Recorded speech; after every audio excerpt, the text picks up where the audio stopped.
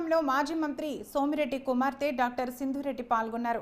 కేవలం సంక్షేమం అందించినంత మాత్రాన సుపరిపాలన కాదని, వైసీపీ ప్రభుత్వం వల్ల యువత భవిష్యత్తు అంధకారమైందని మండిపడ్డారు.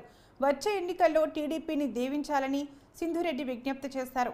ఎస్సీల అభ్యున్నతికి టీడీపీ కట్టుబడి ఉందని అన్నారు.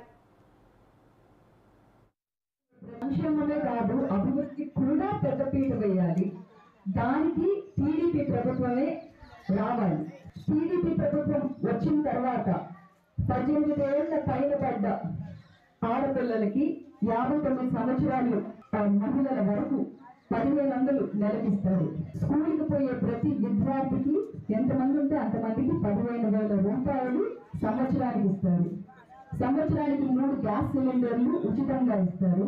ఆర్టీసీ బస్సులో ప్రయాణం ఉచితంగా ఇస్తారు.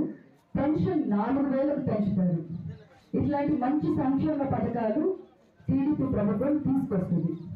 కాబట్టి మనం సంక్షేమంతో పాటు అభివృద్ధికి కూడా పెద్దపీట వేసే తెలుగుదేశం పార్టీని ఎన్నుకోవాలి.